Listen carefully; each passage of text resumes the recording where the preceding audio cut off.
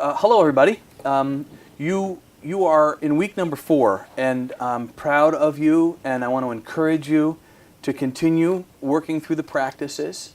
And by the way, we really haven't mentioned. Obviously, everyone has experienced the great meditations that Paula has written in each chapter, and her own personal story.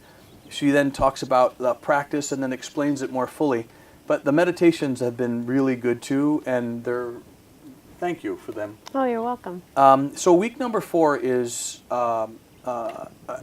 another important week, and it kind of comes with a twist. But week number 4 is simplifying the schedule. This is a big one for us because we're busy, and those of us who still have children at home, we teach them to be too busy. So this is a week that's going to feel. I think it's going to feel a little bit like a stretch for some of us. We're going to be uncomfortable with some of the practices this week. And as we've been talking for the last 4 weeks, that's not a bad thing. So Paula, this one it's obvious to me why this one made the top 6, but yeah. Talk a little bit about simplifying the schedule.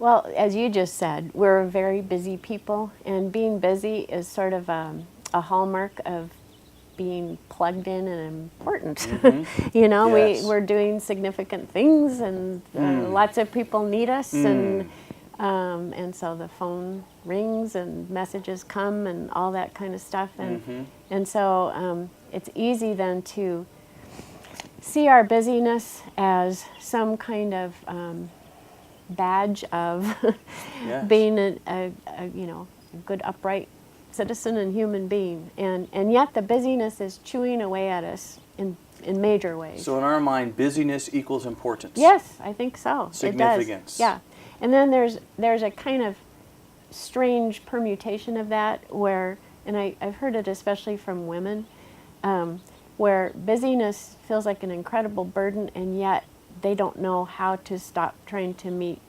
needs that they perceive in other people. So it's sort of a two-pronged thing, And at the heart of it is the same. It's the feeling of being important and yes. necessary and indispensable to people right. and whatever. So this week gives us permission to unplug just a bit. Yes, yeah. So talk about some of the things you've designed for us this week. Well, one of the big things that comes up on people's calendars all the time is, somebody's birthday party or some sort of social obligation that, deep down inside, you'd rather just send a sweet card and leave it at that. Being out evening after evening at events that are all good, but they give no time to be at home just with your spouse or yes. by yourself sitting on the porch looking at the stars, because you're too busy driving on the freeway to the next event. So the first one is to just skip a purely social gathering. Just make your quiet apologies. If you've already said you're going to come, say, it turns out I can't. And then yes. don't be tempted into giving a big explanation. Especially a falsified one. Yeah.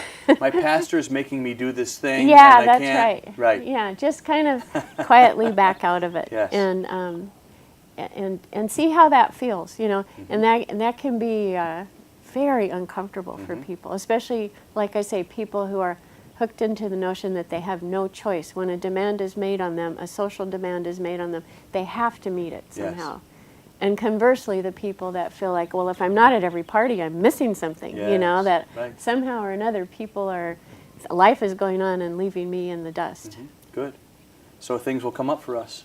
Yeah, well, they should. They yeah, should. For sure. One of the great days of this week is you prescribe attending a mass, a morning mass, and I love that. And so, as you guys know, we have Our Lady of Loretto in town, and we have St. Anthony's in town. Both churches have a beautiful morning mass, and I want to encourage you, whether you have or haven't attended a mass where the Eucharist is observed, to do that. Now, if that is uncomfortable for you in ways that are almost paralyzing, then what I want you to know is that morning, I think it's Thursday. Let's see. Whatever morning it is, I'm not at the right page here. Yes, Thursday. Yeah, Thursday morning. We will have a gathering at the Quest, just a simple prayer gathering for those of you who would like to do that. But as I sit here, it seems to me that getting out of your comfort zone just a bit and communing with our friends at the other two churches, the two Catholic churches in town, maybe, and there's actually also a Greek Orthodox church in Ignacio that would have a morning mass as well. So you will learn and see and smell and hear things that you may not understand, but what a great way to start a new conversation. So even that is a beautiful idea. Yeah, Very that's creative. great. So simplifying the schedule. I'm looking forward to this.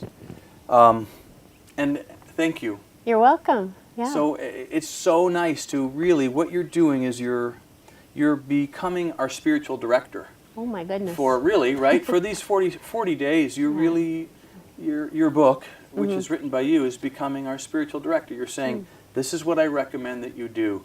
And we have, to the degree that we're willing to submit ourselves to this material, we will learn things about ourselves that are really important. So I'm grateful for that.